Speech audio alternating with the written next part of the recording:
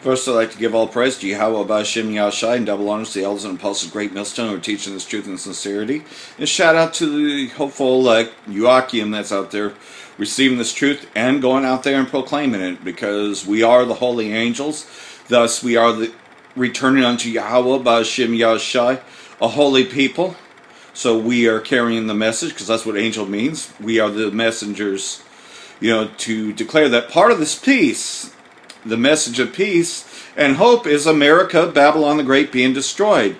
And so yesterday I attempted to upload footage from the Syrian war, and the footage that I had was taken down by Esau, the so-called white man. These goddamn motherfuckers have been funding terrorist groups to go into Syria and overthrow the government, just like they did with Libya and Iraq, and taking down Saddam Hussein, Muammar Gaddafi, and tried to do the same to Bashar al-Assad, but pretty much their web of lies have been exposed. And so, it doesn't matter that, they quote-unquote censored that footage, because I was still able to say what I had to say. I just can't show that footage because it shows the real naked truth. But, Libya was the other government to fall just right before they started invading Syria with the same tactics, pretty much that the same terrorists, the ones responsible for the Benghazi attack, went into Syria to try to overthrow the Damascus government, and had failed to do so. So, like everything else, though, they couldn't sell that narrative, so they had to come up with something to doctor footage, which was the whole creation of the white helmets. The white helmets were created to doctor up footage and try to provide to the UN, to the whole world, that Saddam Hussein, Bashar al-Assad was using chemical weapons, the same as they tried to do with Saddam Hussein. You remember hearing about the babies and the incubators back in Operation Desert Storm to go after Saddam Hussein. Well, they tried to do the same thing with Bashar al-Assad, but and they recently conducted another attack on Syria this year. Donald Trump, and of course drones are back in Libya again after all the horrific, which they've been pretty good at cleaning up the internet of these videos, I must say, but I never forgot what I saw. Yeah, they might have taken down all the videos showing the horrors of women and children being murdered by these U.S. drone strikes, but we here, we know the truth, the ugly truth about Esau, the so-called white man. We've uncovered all his bare nakedness, meaning we've seen all the atrocities, so it doesn't matter how much they try to censor it. The same as Adolf Hitler was a resistant to the New World Order. But they took him down because they didn't have the internet back then to show proof that, Germany was not committing these atrocities. That it was quite, in fact, the opposite. It was an invasion of Germany because Hitler refused to bow down to the New World Order. He was very much resistant of it, so they took him down, But you'll never know about that. No, of course not. But until the internet would come. So, they're trying to clean up the internet as best as they can, but at the same time, Esau has still been bare. Because that's what the scriptures tell us, is that I have uncovered all of Esau's dark places. So his dark secrets have been revealed anyways. And that's what Revelation means, is the revealing of. That's why my other channel is called In Revelation Times. Or if you're on the Confusion of Faith Reading channel, because we're tearing down that narrative that we're the black Hebrew Israelites. Thus, you got confusion of faces. How do you explain this? The spirit of an Israelite that resides within another body. But we shall receive our glorified bodies. Thus, part of our salvation is when America is destroyed. And part of destroying America is destroying their false narratives. And no matter what, we're tearing that down. This is a shakedown, and this revelation's coming out. The revealing of who the people of Israel, the 12 tribes, really are. And who Esau, the so-called white man, is. Thus, the devil, exposing the devil. Because devil means deceiver. This deceiver, who they've crucified our Lord, Yahweh Shai, and put up his image, which was really... Christmas is about the celebration of Cesare Borgia. Thus, the celebration of the crucifying of our Lord and Savior, Yahweh Shai HaMashiach, which they call Jesus Christ. They put up another image. you know, that he said he came here to send peace upon the earth, good tidings and all that, which they take that scripture out of context. You know, it means peace unto the Israelites, meaning that you shall not have to suffer the second death. You come into the threshold of this truth. But that's another topic. But that was the real message of the entire thing. But they want you to paint another image. You know, they got Charlie Brown's Christmas and all this other shit to try to make you think that he came to set peace upon the earth. No. No. In fact, he came to set fire upon the earth. You know, because of this abomination known as America, Babylon the Great. And the false prophet is the Vatican. Thus, stretched Christianity, Roman Catholicism is the false prophet, you know, which is the whole entire doctrine. It's the doctrine of devils. And so, you know, I'm going to just let the footage speak for itself. I cannot show you the actual war footage in Syria. However, though, you know, I can show you most of the coverage that came from RT, Press TV, and other sources, which they're still trying to outsource RT and Press TV as much as possible by making them register as a foreign agency. But really, truly, though, Esau's already been exposed. So this is more, starting with, of course, you know, what really happened in Germany. There was no evidence whatsoever to prove that Hitler had killed 6 million bastards, because that's what they really are. These Khazars who claim themselves to be Jewish. Hitler knew, though, that they were, in fact, imposters. But he never ordered the execution of 6 million of them.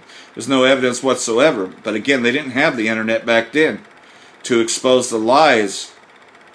You know, but many have died under the pretenseness of making Hitler out to be something that he wasn't.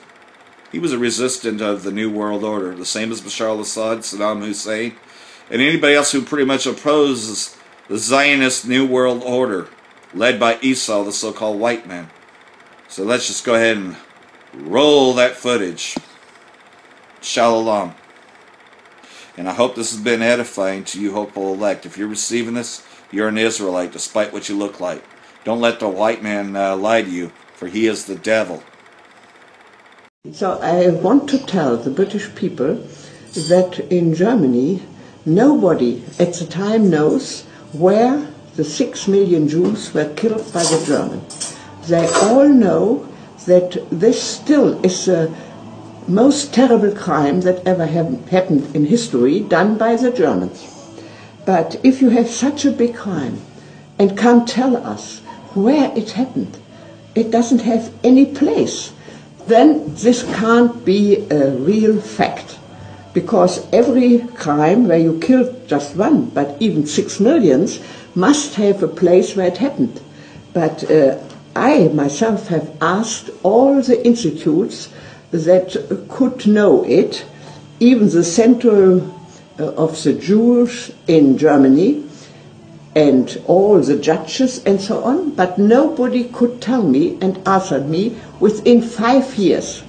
And after 5 years, questioning all over the Bundesrepublik, I told the Minister for Justice if he now could arrange an open discussion where it happened.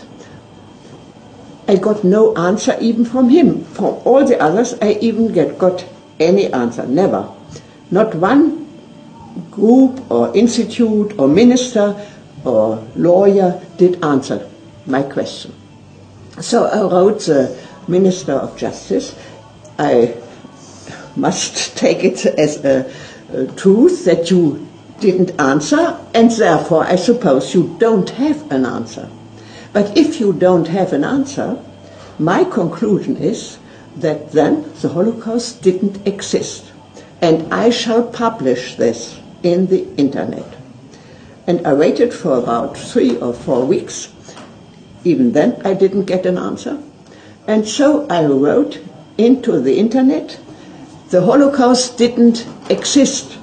And I gave all the examples, what I have done to find it out. And nothing happened. Now already 2.5 months.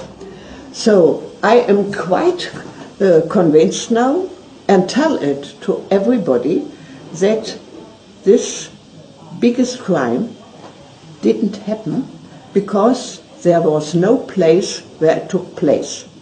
So it's quite simple that now everybody who has been charged or even put into prison because he had denied the Holocaust, and there are hundreds in Germany that had to suffer such a punishment, that now they all must be, how is it, wiederherstellend? They must be spoken free from the revision. Revision, yes, they must get a revision that they have not done any wrong, and that they only spoke the truth. And that is my conclusion, and therefore this is a stand now. In the internet you can read 2.5 months, the Holocaust didn't exist, and nothing happened. And now I make conferences, open conferences, where I invite even the Prime Minister of the country. And so I learned in this 10 years very much about the practice the judges now do. They only say it is obvious, offenkundig. It's a word they use in Germany. But offenkundig, or obvious, is only that it didn't exist. And therefore we have hundreds of examples, but they don't interest the judges because they are frightened that the Jews would then do any harm to them, and therefore they just say nothing and hid their not knowing anything behind obvious. Most of the people in England, America, Australia have no idea what a tyranny this country is. Hundreds, we have more than 2,000 processes in 1 year since 10 years. The word is trial in English. Trials, yes. More than 2,000 trials a year, and that over more than 10 years. So you can imagine how many people have suffered from it. And families have been destroyed, and they lost their job, and so on and so on. That they said the truth. And simply for inquiring yes.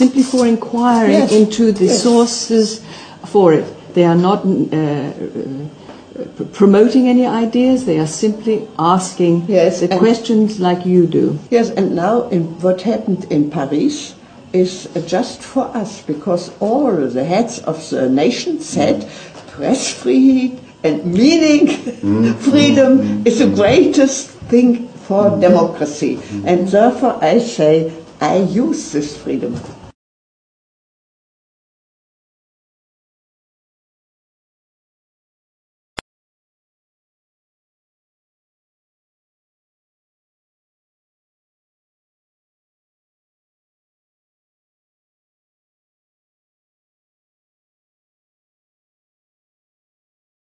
But some are convinced intervention in Libya is all about currency, specifically Gaddafi's plan to introduce the gold dinar, a single African currency made from gold, a true sharing of the wealth. It's one of these things that you have to plan almost in secret, because as soon as you say you're going to change over from the dollar to something else, you're going to be targeted. There were 2 conferences on this. One in 96 and another one in the year 2000, called the World Mataba Conference, organised by Gaddafi. And everybody was interested. I think most countries in Africa were keen. Gaddafi didn't give up. In the months leading up to the military intervention, he called on African and Muslim nations to join together to create this new currency that would rival the dollar and euro. They would sell oil and other resources around the world only for gold dinars. It's an idea that would shift the economic balance of the world. Countries' wealth would depend on how much gold they have, not how many dollars they trade. And Libya has 144 tons of gold. The UK has double that, but 10 times the population. If Gaddafi had an intent to try to reprice his oil or whatever else the country was selling in the global markets and accept something else as a currency, or maybe launch a gold dinar currency, any move such as that would certainly not be welcomed by the power elite today who are responsible for controlling the world's central banks. So yes, that would certainly be something that would cause his immediate dismissal and the need for other reasons to be brought forth for removing him from power. It's happened before. In 2000, Saddam Hussein announced Iraqi oil would be traded in euros, not dollars. Sanctions and an invasion followed. African resistance to AFRICOM was spearheaded by a figure who had emerged as a major economic and political force on the continent and had been a thorn in the side of the West for decades. From the beginning of his political career as a leader, Muammar Gaddafi was opposed to a foreign military presence in Africa. One of the first things he did after coming to power in 1969 was to expel the British and US military bases in Libya itself. And Gaddafi had, considerable political support across the continent for his position. Nelson Mandela's view was almost identical to Gaddafi's, that there would be no African forces commanded by foreign military officials, and there would be no foreign militaries occupying any part of Africa or operating within Africa. Gaddafi had been playing a complex game with the West for a long time. President Ronald Reagan had labeled him the mad dog of the Middle East and had tried to assassinate him in 1986 by bombing his palace. The Libyan leader's independence and influence flowed from the vast petroleum reserves, the largest in Africa, which he had nationalized when he took power. Well, starting in the 1990s, Muammar Gaddafi became a kind of luminary, a leading voice, certainly one of the loudest voices, for a maximum vision of African integration. He was seen across Africa as being the successor of Kwame Nkrumah in terms of his vision of African unity. And it wasn't just a matter of nice-sounding words. Gaddafi was eager to not only accelerate the process of African integration, but of bankrolling the process. The money from Libyan oil allowed Gaddafi to underwrite ambitious projects. $300 million for the first Pan-African satellite Rascom. $30 billion in the largest irrigation system in the world that draws on the vast reserves of fresh water under the Sahara to turn tens of thousands of hectares of Libyan desert into farmland. Gaddafi demonstrated that Africa could develop without depending on the Western banking system or the International Monetary Fund. Libya, to the tune of tens of billions of dollars in each case, was capitalizing a number of new African economic institutions, the African Development Bank, the African Monetary Fund. Africa would then develop its own solutions and develop its own lending programs to address its own problems. So Africa was, in Gaddafi's view, and with Gaddafi's leadership, increasingly becoming something of a bloc, rather than a series of disparate individual nations that could be dealt with one-on-one and set against each other. When Gaddafi was elected chairman of the African Union in 2009, U.S. officials were concerned. In an embassy cable revealed by WikiLeaks, they noted that Libya will seek to use al-Gaddafi's chairmanship to aggrandize him and promote his United States of Africa proposal. U.S. multinationals were also unhappy with the Libyan leader, especially his decision to cancel a $1 billion deal with the Bechtel Corporation, the largest engineering company in the United States with powerful connections in Washington. The fact that an operator with Bechtel's savvy and deep pockets was ultimately unable to secure its contract serves as a cautionary tale for the many U.S. and Western companies seeking to enter Libya's booming market. and for other U.S. companies considering major investment projects here.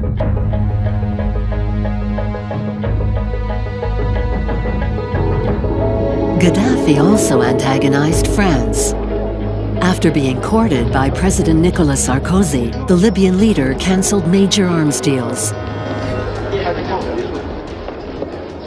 On oublie à quel point Sarkozy avait déroulé le tapis rouge à colonel Kadhafi en décembre 2007 et le colonel Kadhafi, en échange, lui avait promis 14 milliards de dollars de contrats. Il y avait une shopping list absolument incroyable. Finalement, Kadhafi a ridiculisé Nicolas Sarkozy parce qu'il n'y a rien eu du tout ou très très peu de choses par rapport à ce qui avait été promis.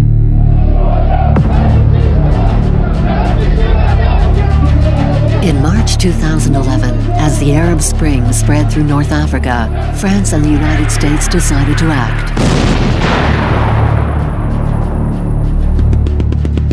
The United Nations Security Council gave its approval. Protecting human rights provided the justification. Nos forces aériennes s'opposeront à toute agression des avions du colonel Kadhafi contre la population de Benghazi. We hit Gaddafi's troops in neighboring Ajabiyah, allowing the opposition to drive them out. We hit Gaddafi's air defenses. This was AFRICOM's first war, and its commander-in-chief was the first African-American president. In the words of the Obama administration, the U.S. position in the war against Libya was that of leading from behind. And what is really interesting is, of course, the fact that the war was opened and directed first by AFRICOM, and then the mission was taken over by NATO.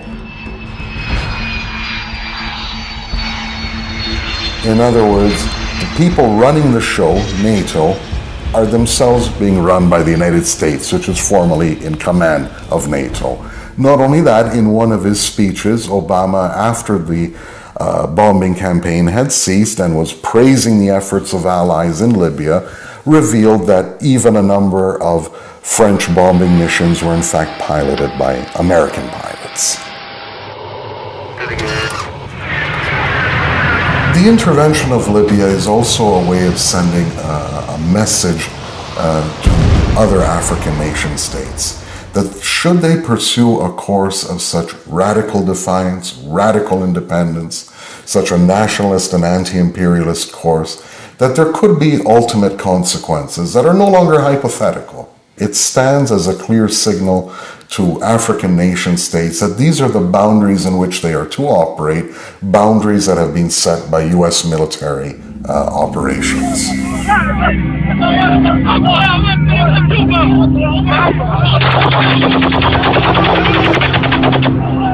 Gaddafi is gone, so a major obstacle in the way of American military penetration of Africa has in fact been removed. We came, we saw, he died.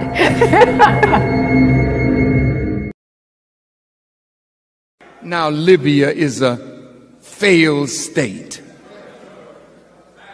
All the refugees fleeing out of Syria, fleeing out of Libya, fleeing out of North Africa is because of policies of the government of the United States of America and her specifically. Now, when they release all those emails that they haven't released yet, the United States has launched its first Predator drone strike on Libya. The US Defense Department has not provided details of the bombing, except that it occurred early in the afternoon local time. On Thursday, Washington announced that unmanned aircraft would allow more precise attacks on forces loyal to Muammar Gaddafi. The use of armed drones has been welcomed by Libyans in the rebel-held eastern city of Benghazi. The aircraft, which can stay in the air for 24 hours, have already been used to target militants along Pakistan's border with Afghanistan. We'll check in with what's happening in Libya right now, because a mistake in Libya, a NATO mistake, is giving a big PR boost this morning to Muammar Gaddafi's regime. This morning, NATO admits that an air raid on Libya's capital, Tripoli, killed civilians on Sunday. CBS News correspondent Alan Pizzi is in Tripoli with more. The strike is the first clear evidence that NATO has actually hit civilian targets and presented the Libyans with a chance to put their case in a way that exceeded their wildest propaganda efforts. The power of the explosion blew a double-story dwelling to a heap of concrete, chunks of rubble and twisted reinforcing bars. NATO said its planes were targeting what a statement called a missile site operated by pro-Gaddafi forces. It appears that one weapon did not strike the intended target due to a weapons systems failure. A frantic rescue operation pulled out no survivors. And Libyan officials said 9 people died in the blast and 18 were injured. The site was in the middle of the Souk El Juma area of Tripoli, a suburb known for its anti-regime sentiments. Several people quietly told journalists who were rushed to the scene various versions of how military sites were nearby, but government officials stressed the civilian side. There is no military compound, no command center. Why should they bomb a place like this? That's a question that will likely add even more strains to the alliance, which is already under pressure because the campaign to oust Colonel Muammar Gaddafi is taking more time and costing more in resources than anyone predicted. The attack is a major propaganda boost for the Gaddafi regime, which has consistently maintained that civilians are being killed while presenting little credible evidence. We hold Prime Minister Cameron, President Sarkozy, and President Obama, Prime Minister Berlusconi, legally and morally responsible. The minister also called for a jihad against NATO and what he called Western aggressors. But spokesmen were later at pains to stress that jihad in this case did not in any way imply terrorism. Alan Pizzi, CBS News, Tripoli. The majority of people killed by US drone strikes in Pakistan are not militants. That's according to the country's interior minister. Rehman Malik said 80% of more than 2,000 people who have died as a result of strikes were civilians. Let's discuss it further now with Ahmed Qureshi from Pak Nationalists Forum, Pakistan's first political lobbying group, live from Islamabad. A pleasure to see you today. These are devastating statistics from the Pakistani government. Do you think in any way, shape or form Washington will actually listen to them? This is a major blow to U.S. Diplomacy and position in Pakistan, and this is the first time that a senior official actually come out to say this, make this kind of a statement, that the majority are civilians who were killed by CIA drones. Will this change the position of the United States? I think the Central Intelligence Agency and the Pentagon are under tremendous pressure, not just from the Pakistani government and military, but also from the public opinion within the United States. And I'm sure you know, you followed a couple of weeks back, there's been this major march toward the Pakistani tribal belt where American activists, anti-CIA drone activists, and of course Pakistani activists together march toward the region where the CIA has been raining all these drones.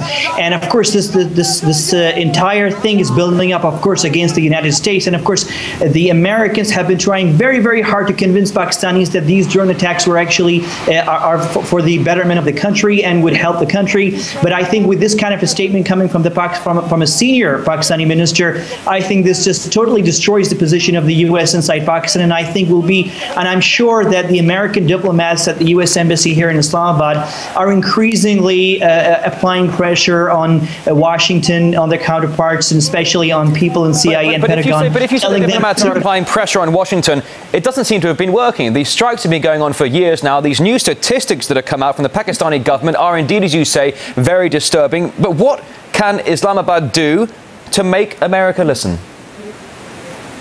Well, it can do three very important things, immediate actions. Number one is to withdraw the permission for the use of Pakistani airspace. That's number one. Number two, if really things become really worse, Pakistan can also resort actually to shooting down one of the drones, and that is one of the options on the table. And the Pakistani Air Force and several people connected to the Pakistani Air Force have said this repeatedly, that they have the capability to do this, and they're just waiting for a decision from the government. And as I said, this is the very, very first time in the past decade that Pakistan government actually came out so strongly, so conclusively to say that civilians are being killed by the CIA drones. And let me just tell you one more thing. In addition to the statement on the CIA drones, the same minister also made a very interesting statement. He said Pakistan had seen 96 incursions and attacks from the Afghan soil inside Pakistan by militants. And we understand that a couple of days back there was a meeting of the senior formation commanders of the Pakistan Army, and according to reports published by the media here today, they were for the first time talking very openly about the fact that the US Army and NATO is not doing much to control militants who are unknown militants. We don't know exactly who they are. They are Pakistani Taliban, Afghan Taliban, or just simply Afghan militants coming out by the dozens and killing Pakistani soldiers. One of those militants is also accused of being behind the attack on Malala Yousafzai, the Pakistani teenage if I can just activist. jump in for a moment. I'm sorry to interrupt you here, but I'm so sorry. I've got very little time left here. But one question is this. If America did stop the drone strikes, can Pakistan cope on its own with dealing with the militants? There's no evidence that the drones have actually helped Pakistan control the militants. On the contrary, Pakistan has been very successful, Pakistani military, in flushing out terrorists from the northern region of Swat back in 2009 and cleaning up that entire area. And if now we see resurgence of some of the activity of the terrorists, it is because of the safe havens on the, what I would call the American side of the border, which is the Afghan side of the border, under the watch of the US Army, where these terrorists who were flushed out by Pakistan Army are maintaining now resting and training camps over there. So I think the Pakistani government appears now to be putting the blame in a way on the Americans, and I think that would be the gist of the reports published by the Pakistani media today about the meeting, which was a closed-door meeting of the Pakistani military commanders, accusing or mentioning for the first time, by the way, a figure, 96 incursions from the Afghan territory into Pakistan, resulting in killing of Pakistani soldiers and Pakistani civilians. Well, these are very, very big numbers indeed. Ahmed Qureshi from the Pak Nationalists Forum, Pakistan's first political lobbying group, live from Islamabad. Thank you for coming on the programme today.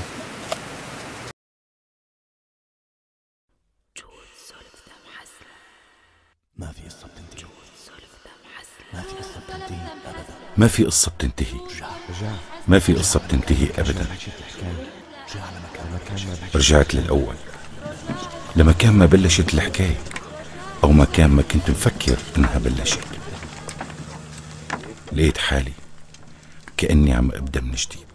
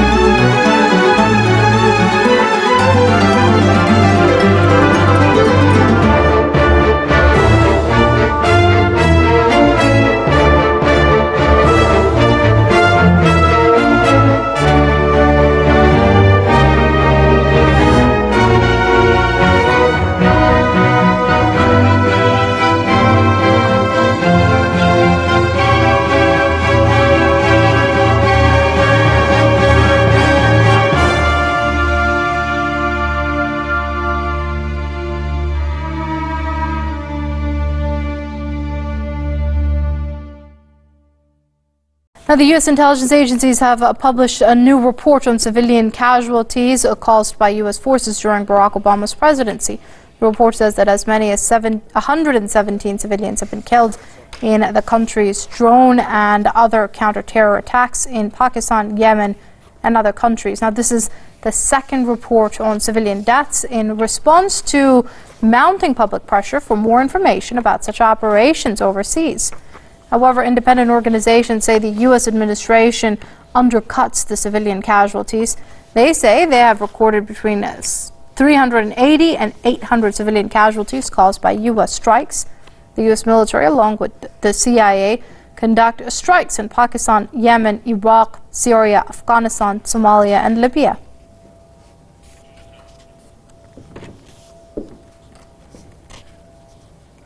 To discuss this further, we're being joined by Ryan Dawson.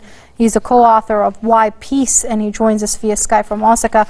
Many thanks for joining us here on Press TV, Mr. Dawson. Now, according to this report, as many as 117 civilians have been killed in the country's drone and other counter-terror attacks abroad. Now, this is very different from the figures that independent agencies have put up. What do you make of it? Yeah, well, just from my coverage of drone strikes during the Obama administration, I would say conservatively at least 400 civilians have been killed, probably a lot more than that. That's a very conservative number. I don't know where they get 117 from when you're combining drone strikes in Yemen and Pakistan together. All over Northern Africa and the Middle East, they've had drones. 4 drone pilots resigned in protest because so many civilians were being killed. They often hit up weddings, funerals, any time period where there's a lot of cars stacked in a row. They got shot up. In Afghanistan and Pakistan, they were using the method of double tapping.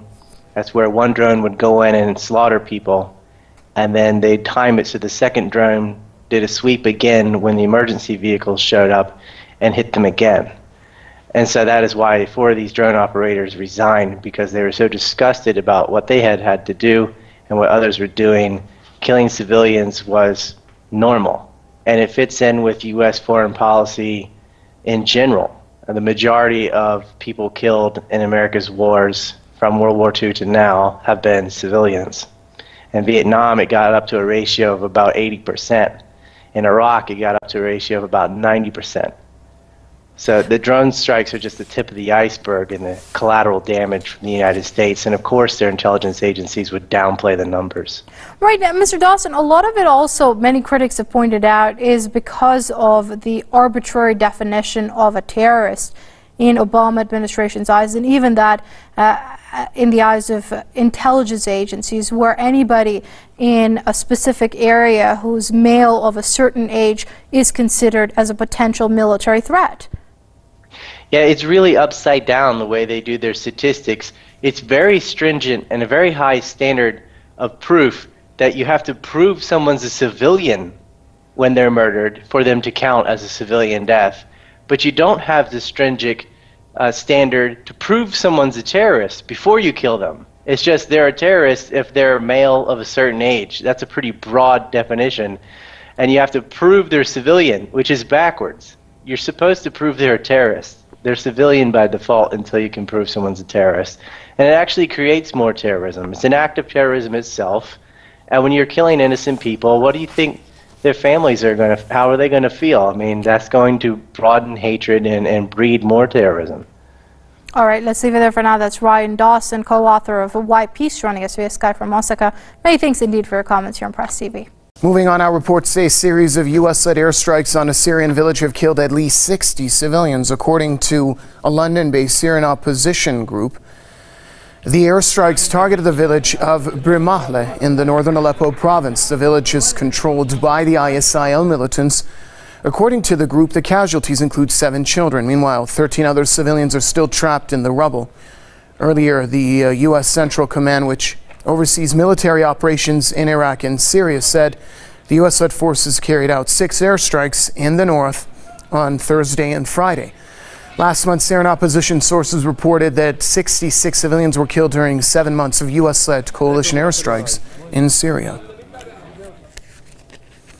Well, our correspondent Muhammad Ali joins us now from the Syrian capital, Damascus, to bring us up to speed on the fallout of the U.S.-led airstrikes on a village in northern Aleppo.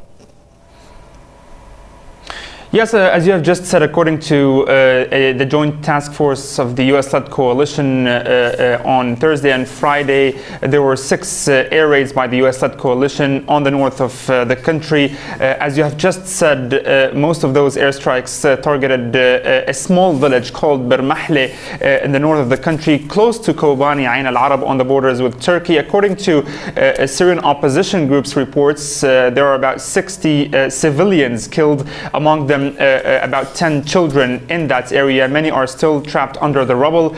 And according to the Syrian Observatory for Human Rights, which is a Syrian opposition group, there were no ISIL militants positioned inside the village when those airstrikes happened. However, in the vicinity, there are ISIL militants over there, and clashes do happen around that town between Kurdish fighters in general and the ISIL militants. So up till this moment, we know that about 60 civilians killed and about 7 children. Among them, there are 7 children. Now, we have to point out a very important issue here, that according to the same group, Syrian opposition group, since September 2014, when those airstrikes by the United States started, there are about 2,000 persons killed. Now, we don't know how many of them are actually ISIL militants and how many are civilians, but imagine that every airstrike is targeting an area, a populated area, a residential area, which ISIL took control of. So definitely there is a large number of civilians killed up till this moment, since those airstrikes happened in September 2014. All right, thank you very much, Muhammad Ali, our correspondent, speaking to us from the Syrian capital, Damascus. Of war is the training of people to overthrow a government by a foreign state against international law. Is the setting up of bases inside a sovereign country by a foreign government illegal? These are just some of the questions we'll be taking a look at as we analyze the role of some foreign forces being on the ground and training anti-Damascus forces. And now there are reports that there are, quote, a good number of U.S. drones flying over Syria. Where are the lines drawn to respect the sovereignty of states? And if they are ignored, what should be done?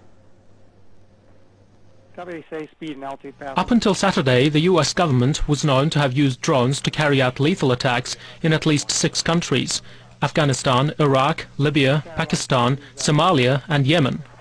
And now Syria has been added to the list. I assume that this is MQ-9, which was controlling over Iraq the activities of the resistance against the American armed forces.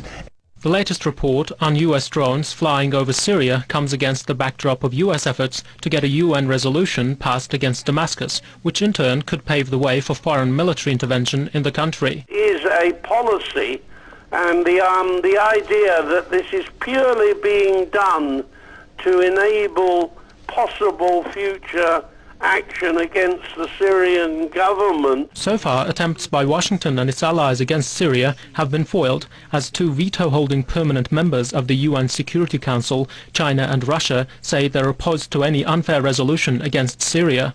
Moscow and Beijing are against any foreign intervention in Syria and say the crisis there must be settled domestically. All the same, the United States and its allies are stepping up pressure on Syria. Several pro-US Arab regimes such as Qatar and Saudi Arabia have already called for military intervention to topple the Syrian government and establish what they call a democratic rule. Saudi and Qatari rulers preach democracy overseas, while they're already under fire for violating basic human rights in their own countries. Saudi Arabia and Qatar tolerate no dissent. Elections are rare. They are hereditary monarchies with no power sharing. Emir of Qatar staged a coup against his own father in 1995. Saudi and Qatari absolute monarchies preach democracy. Saudi Arabia and Qatar are said to be behind violence in Iraq and Syria. Saudi Arabia has also deployed military troops to neighboring Bahrain to crush peaceful anti-regime protests there. Scores have been killed in the brutal crackdown, which has drawn muted response from the Arab world and the so-called free world. Some analysts view Riyadh's and Doha's anti-Syrian stances as part of efforts to carry out US and Israeli plans in the Middle East. Natural for Saudi Arabia and Qatar to try to implement the Israeli-American agenda against the resistance movements, Arab and Islamic resistance movements in the area. Experts believe the escalating pressure on Syria is due to Damascus's resistance against Israel and its support for Palestinian and Lebanese resistance groups against Israel. I'd like to welcome my guest to the program from Washington, Imam of Washington, D.C.'s Islamic Center, Imam Mohammed Al-Asi. And from Beirut, Professor of Notre Dame University, Eugene Dambos. Welcome, both of you, to the program. Nice to have you. Let's switch over to Washington and start off with Imam Al-Asi. Now, let's look at the situation that's taking place in Syria. And we have, it seems, so many strange bedfellows involved, anywhere from Washington to London to Al-Qaeda. When is it allowed for a country to enter another country like this? Well, obviously, this is a violation of international agreements and law. When you have drones flying over a sovereign country. The United States is known to have suffered very serious diplomatic reversals in its foreign policy in the general area. And this type of breaking news that it has drones flying. You should understand these drones are flying at extremely high altitudes and may be out of range of the artillery of many countries. But it definitely indicates that there is, number one, an element of provocation to have these drones flying over the country. And number two, a signal that there is probably a larger military plan that is set to go into motion if the coordinates are right, if the political and diplomatic coordinates are right. In other words, it's probably the American government has on its mind some type of military engagement plans, maybe weeks or months away, with the government in Syria. And therefore it needs the type of justification that it could present to the world. The U.S. has seen the vetoes of the Russians and the Chinese in the United Nations, and therefore it realized that the strictly diplomatic offensive that it had hoped would succeed had become a failure. Okay, well, let me jump in here, Imam Asi, because let me just jump in here, because of course what Washington is saying is that is using the drones to monitor the violence that the government in Syria is inflicting upon its people, and trying to get footage of that in order to basically get the international community on board to stop the violence inside of the country. So let me switch over to Beirut. What would be your take on that, Mr. Dambos, if this is what Washington is saying? Well, you have to distinguish between the legitimate state security rights of every sovereign country, Syria obviously being a member of the United Nations. On the other hand, the principle of human security has been propagated and made major advances over the last few decades. We've seen this recently in Darfur with respect to Sudan, and more recently with Libya. There are legitimate international principles protecting populations against their own governments. And this is the case that the West is making.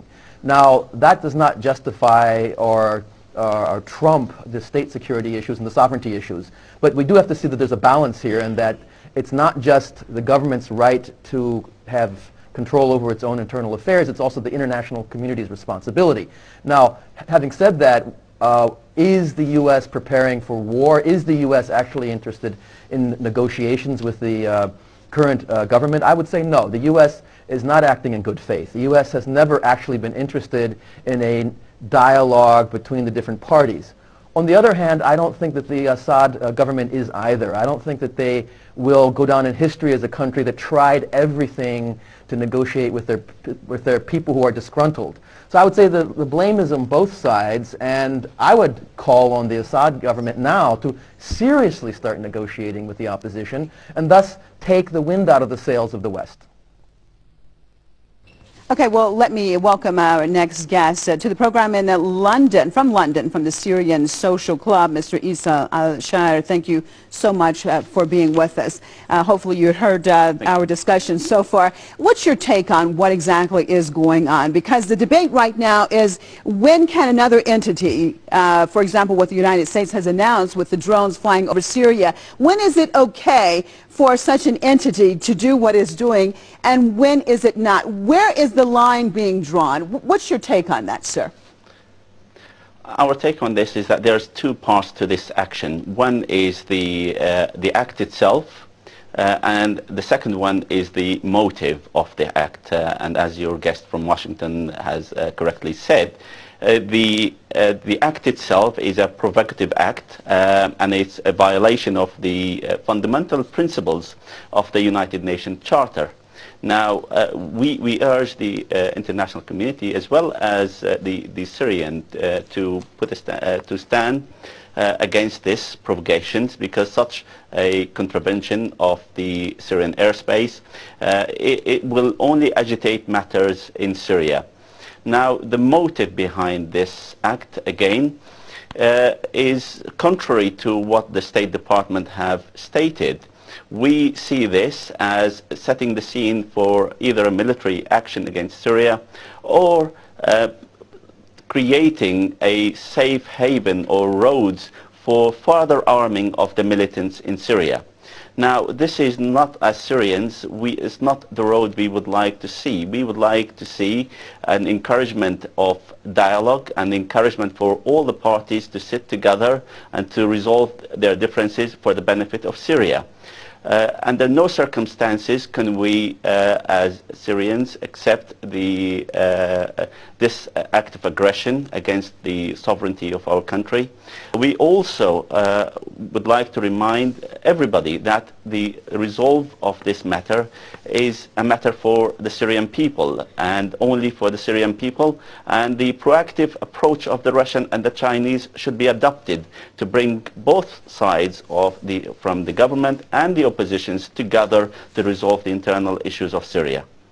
Well, let's look at that, Imam Alassi, what our guest in London, Mr. Al-Shair, just said, the proactive action of Russia and China. Let's look at what happened with them basically vetoing that resolution and not letting it take place. Are we looking at the formation of a new counter bloc to some of the policies of Washington and wanting it implemented? Well, possibly. I think even though the Western media plays up the interference of Russia and China in that particular geography of the world, but we don't see Russian or Chinese drones over such countries that may be at odds with Russian or Chinese policies. The fact of the matter is, we're watching with our own eyes the news items right now flashing of these American drones that are being flown over Syrian territory or the borders of Syria with neighboring countries.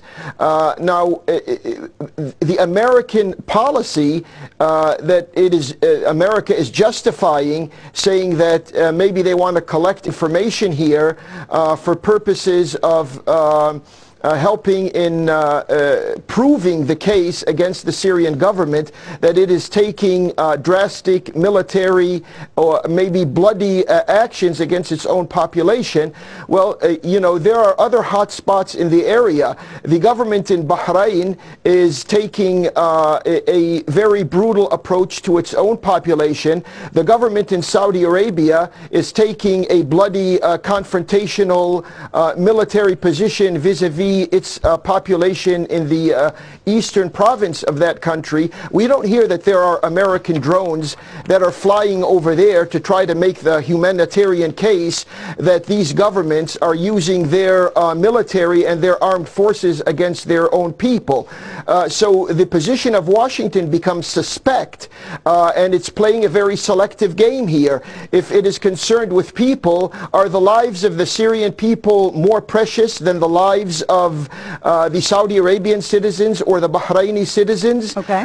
Which, let me turn to think, Beirut and get to Mr. Imam Asi. Let me get to Mr. Darbous back in on this discussion. What about that, the point that Imam Asi was just making? What is the difference here? We see that what the Americans are saying, it doesn't seem to exactly play out if we look at the criteria that they're saying that innocent lives are being lost and they're concerned about what's going on, so they are flying over it. Why don't we see them flying over other countries, as Imam Asi said, for example, like Saudi Arabia, like Bahrain, if the goal is actually to protect human lives?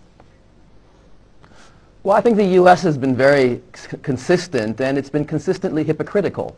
But we all know that. We know the U.S. is only worried about human rights in countries that it doesn't agree with.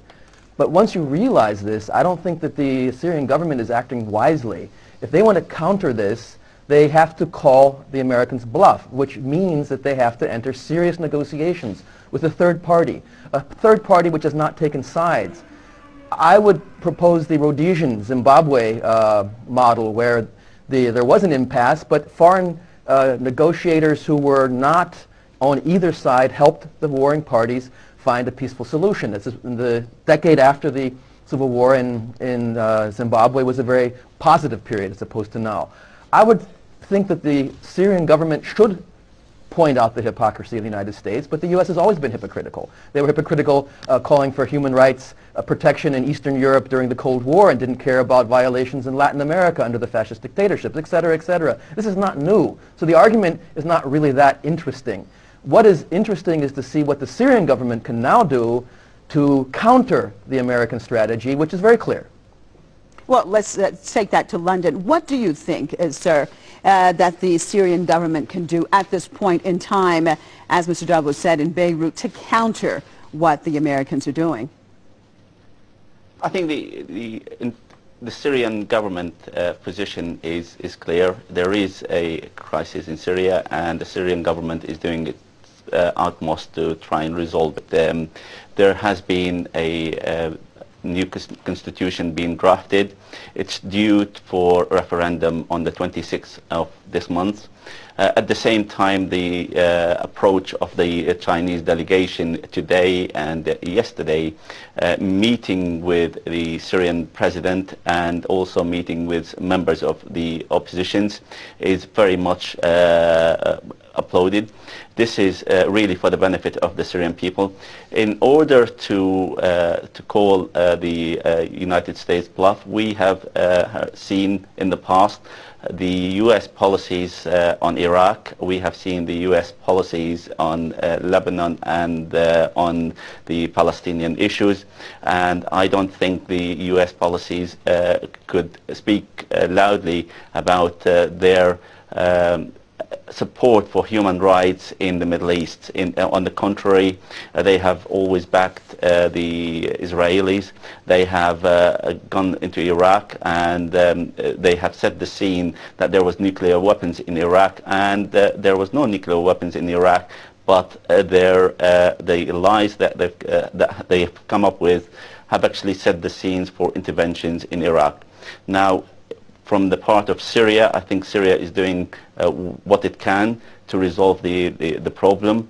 The constitution which has been drafted, as I mentioned earlier, is a good step forward, and working positively with the Russians and the Chinese, I see it, and we see it as a good result for the conflict in Syria. Okay, well, Imam Asi, there is a vote coming up soon in Syria, but it seems that the grounds are being set, basically. It's an all-out attack, not only as we see bases set up, we see drones now flying over the country, but also this media war that is being waged against the Syrian government. what can be done to counter that as far as the Syrians themselves? What do they need to do at this point? Well, you know, this whole conversation has two elements to it. The first element is the antagonistic policy of the United States in the area, in as far as it's flexing its military muscle and interfering in the affairs of other countries, not for the sake of the peoples of the other countries and their rights and humanitarianism and all of this other stuff, but strictly for the imperialist interests of a superpower. That's one issue, and it has to be put in the spotlight, and it has to be dissected and exposed to the public very frankly and directly. The other issue has to do with the internal affairs of Syria. The internal affairs of Syria is that the Syrian population, like the populations of all other peoples in the area, need a representative government. And the Syrian authorities so far have not, as far as the information that I have not been forthcoming towards their own citizens and opening up the political process by which their own people begin to feel that they are involved in the affairs of their own country. What do they need to do, Imam Asif? Because I'm almost out of time. What do you think that the Syrian government needs to do at this point in time? Well, it's very simple. There are identifiable Syrians of integrity, not Syrians who have sold their soul to the devil, and there are plenty of those, but there are other Syrians of integrity who have the interest of their own country and who have pledged a lifetime of resistance to the occupation of Palestine. And the Syrian government cannot compete with their background. They have to be brought into the political process. There has to be overtures by the Syrian government to their own people, knowing that they are not the number one opponents to Zionism in that area. There are others, at least on an equal par with them, who are as serious as they are in liberating Palestinian, because the whole issue in the final analysis, from the American perspective, from the Syrian perspective, from the opposition perspective, the whole analysis boils down to who is going to be supportive of the final thrust to liberate Palestine. That's the strategy of the whole issue. And if the Syrian government cannot recognize that among its own citizens there are people who are very sincere towards that end, it is digging its own hole with its own hand. And hopefully it recognizes sooner rather than later that it has to make amends and overtures and open channels with its own people. All right, and on that note, I am so sorry, but we are already out of time. I appreciate all of you being with us from Washington. Imam of Washington, D.C. Islamic Center, Imam Mohammed Al-Asi, from London, from the Syrian Social Club, Isa Al-Chair, and from Beirut, Professor of Notre Dame University, Eugene Dabos. Thank you all for being with us, and thank you, viewers, for being with us. Join us here, same time, same place. Tomorrow, another news analysis. I'm Marzi Hashemi, signing out for myself and all the crew here in Tehran. Thank you so much for being with us, and goodbye. The Pentagon has confirmed a full-scale military operation in Yemen. It was revealed in the statement released by U.S. Central Command on Wednesday. US forces have conducted multiple ground operations and more than 120 strikes in 2017 to remove key leaders and disrupt the ability of al-Qaeda in the Arabian Peninsula and ISIS in Yemen to use ungoverned spaces in Yemen as a hub for terrorist recruiting, training and base of operations to export terror worldwide. Since Donald Trump took office, the extent of US counter-terror operations in Yemen has been mostly unknown. Unlike the campaigns in Syria and Iraq against the Islamic State, the Defense Department has not provided regular updates on either air or ground operations in Yemen.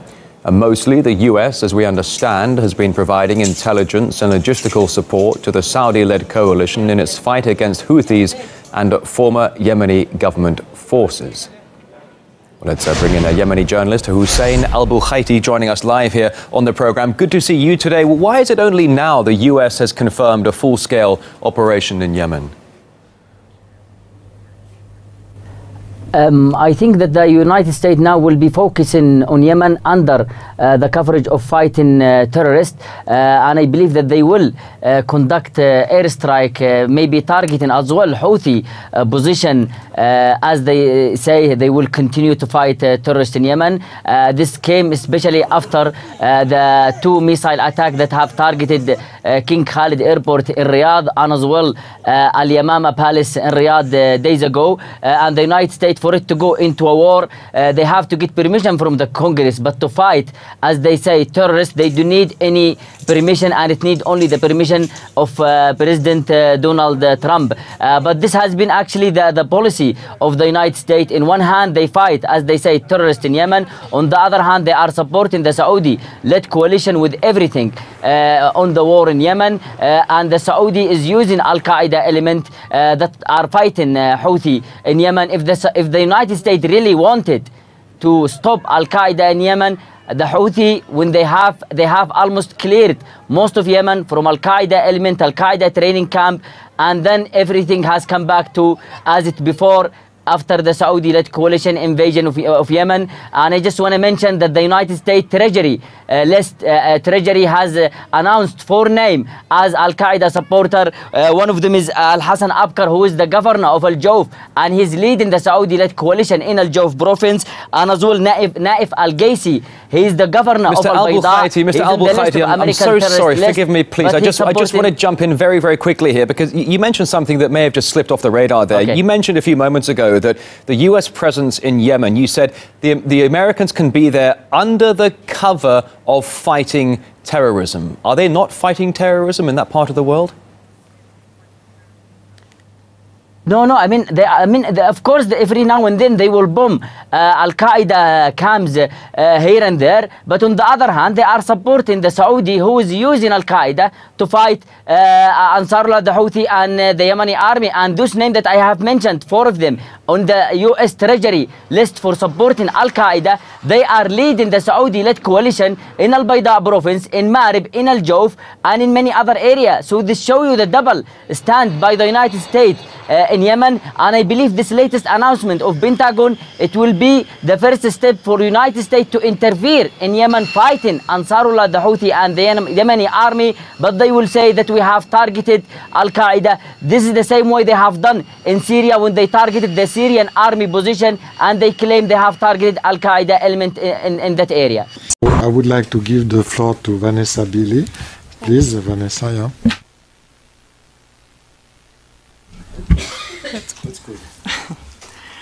Thank you. Firstly, I would like to thank the Geneva Press Club and Monsieur Metton for courageously resisting considerable pressure to cancel this event and for their robust defense of free speech despite the attacks. I would also like to first of all make the very strong point that those who do shout down the criticism or the investigations into the White Helmets by claiming that it is nothing more than Russian propaganda are ignorant of the fact that the majority of the evidence against the White Helmets comes directly from the White Helmets themselves, or from the moderate extremist media channels, which are largely established and funded by the EU, the UK, and the US, or from Syrian people liberated from areas under Nusra Front, which is Al-Qaeda dominated terrorist occupation, e.g. in East Aleppo. Western governments and aligned media often refer to the White Helmets as the Syria Civil Defense. However, it's an important point to make that there is an existing Syria Civil Defense. I have to call it the real Syria Civil Defense, which was established in Syria in 1953. The real Syria Civil Defense were founder members of the ICDO, the International Civil Defense Organization. And in fact, in conversations with the ICDO, they told me that the Syria Civil Defense are the only civil defense inside Syria recognized by the ICDO. On their website, the White Helmets state clearly that they are a neutral, impartial, humanitarian NGO with no official affiliation to any political or military actor, and they have a commitment to render services to any in need, regardless of their sect or political affiliation. However, the White Helmets are embedded exclusively in areas of Syria occupied by listed terrorist organizations, which include Nusra Front and ISIS, along with various associated moderate rebels such as Ara al-Sham and Nour al-Zinki.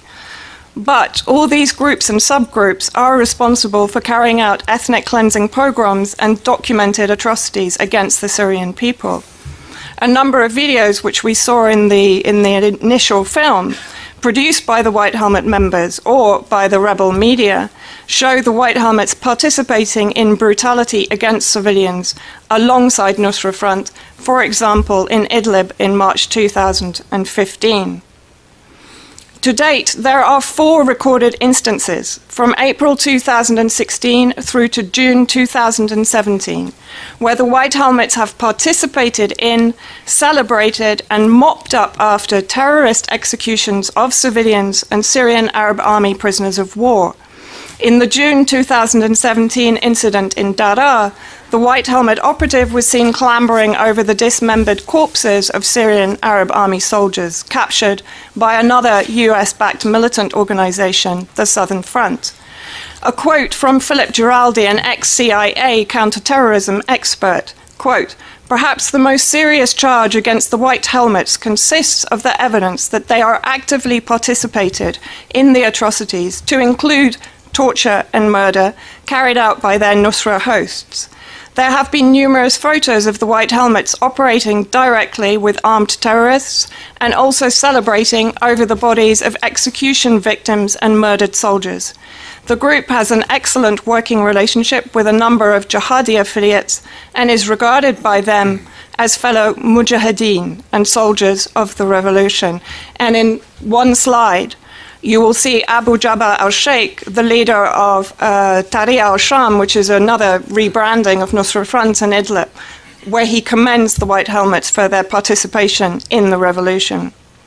White Helmets consistently demonstrate their sectarian nature. While Monsieur Metin has mentioned the lack of women among their ranks, the real Syria Civil Defense comprises Syrians from all walks of life, including all minority communities inside Syria, which is a reflection of Syria's secular society. The White Helmets, however, exclude these minorities in favor of Muslim Brotherhood or more extremist ideologies. And in this slide, we see the White Helmets demonstrating and calling for the extermination and the burning of the Shia Muslim villages of Kafra and Fur, and one of the White Helmets, who is named, calling for their extermination in January 2016, when terrorist-occupied Madaya became a focal point for Western media. White Helmets were also involved in the dreadful car bomb massacre of evacuated civilians from these villages in Rashdin, Aleppo, April 2017. I was present during this dreadful attack. 300 were killed and injured, 49 children were killed, and 54 are still missing, being held for ransom in Turkey. Survivors have described the White Helmets as only helping the Nusra Front and Ara al-Sham fighters who were present, and have accused them of stealing their children. No independent investigation has ever been carried out into the White Helmet role in this massacre. These children have no names in our media. They were described as government supporters in our media, and their murder was politicized even before their parents had recovered their broken bodies from the carnage and the wreckage. RSF is one of the organizations boycotting this event, but RSF campaigned for the release of John Cantelay, a journalist held captive by ISIS for the last 5 years. I can't help wondering how RSF would respond to Cantelay's description of the White Helmets in East Aleppo as Islamic State Fire Brigade. A recent study conducted by an independent analyst at the Syrian War Blog has revealed that 65 White Helmet members have consistently and recently declared an allegiance to hardline terrorist or extremist groups in Syria. The survey investigated over 200 social media or digital media accounts and only picked out the most extreme. This work is ongoing. In this slide, we see Essa Jalul, a team leader in Idlib of the White Helmets, showing a clear allegiance to Ara al-Sham on his Facebook page, including images of Dr. Zainuddin, who is a notorious extremist inside Syria, and also seen here on the right, celebrating the return of terrorists from Daraya to Hama, with the leader of Fatah al-Sham, which is the combination of Nusra Front and Ara al-Sham, Abdullah Muhaizani, who is known for training children suicide bombers. White Helmet leadership, from civilian testimony and from evidence on their own social media accounts, is almost invariably terrorist affiliated, a fact that has been universally corroborated by civilian testimony from East Aleppo during and after the full liberation in December 2016.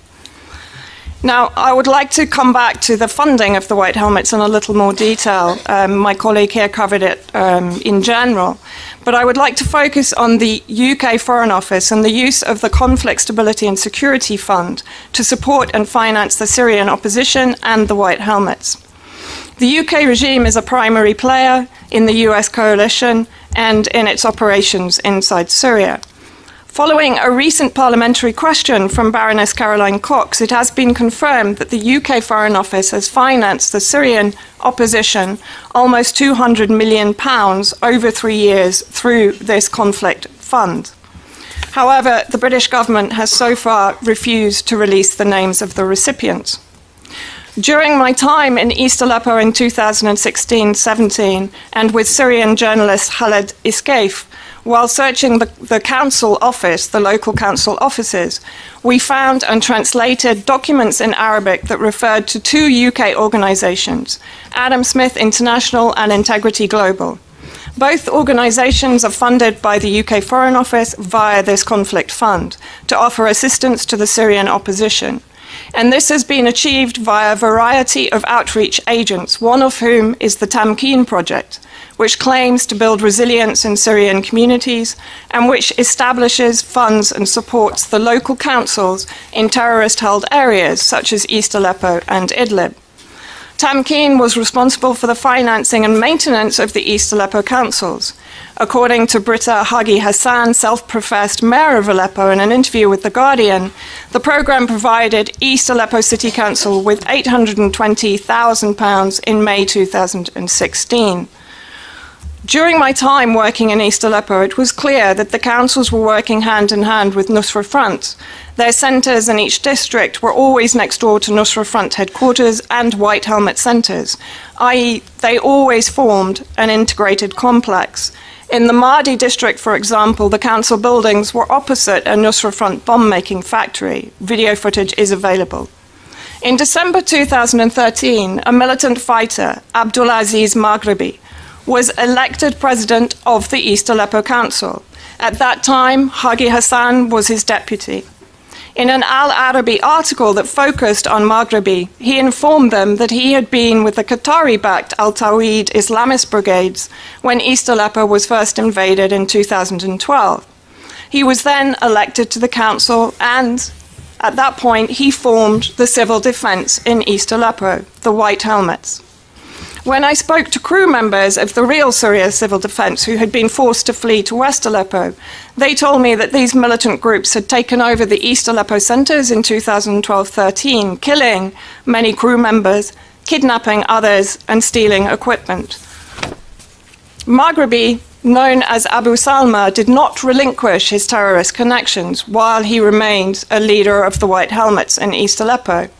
He was an active member of Nusra Front, according to testimony from Syrian civilians and ex-fighters in East Aleppo. He has been photographed with Ara al-Sham and at demonstrations with Nusra Front militants.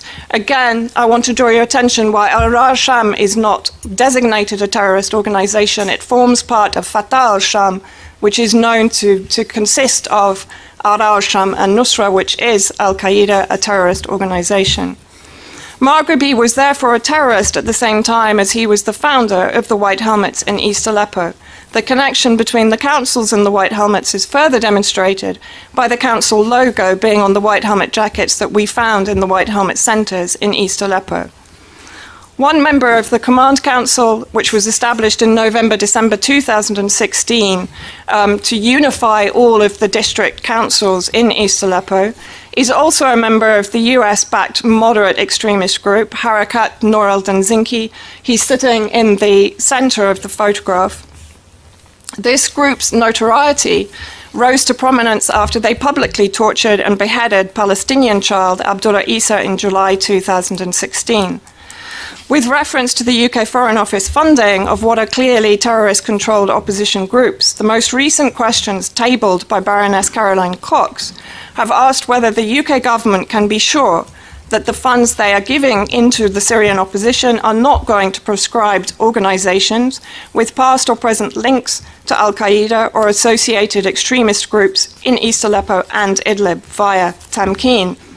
Labour MP Emily Thornberry also challenged Boris Johnson, UK Foreign Secretary, in Parliament on November the 7th. Thornberry asked Johnson to provide assurances that the conflict funds were not going to extremist groups inside Syria. Johnson ignored the question. The White Helmets are feeding images of humanitarian disaster and war crimes to the very same Western nations who are funding them, and to politicians and media outlets who are using these visual narratives with the explicit purpose of lobbying for US-UK Foreign Office proposed safe zones or no-fly zones in Syria, but recent history teaches us this no-fly zone policy carries with it a threat of reducing Syria to a Libya-style failed state. John Pilger has described the White Helmets as a complete propaganda construct. Effectively, this alleged impartial, neutral, apolitical organization actively campaigns for an escalation of war in Syria. This alone should disqualify this organization as a humanitarian organization. One of the funders of the Netflix documentary, which won the Oscar, withdrew considerable funding from the project in October 2016, and they published a statement giving reasons for the withdrawal. Quote, "We have since learned that the subject of the film, the White Helmets organization, and others involved in this film are advocating for strategies that could entail international military force and escalated violence. Many of the White Helmet campaigns have since been discredited as war fiction, and yet they are being used by the US-UK coalition as justification for maintaining and increasing economic and diplomatic sanctions against Syria. Sanctions which are a collective punishment on the Syrian people, while the US coalition persists with equipping and arming the various militia on the ground in Syria, which include Nusra Front.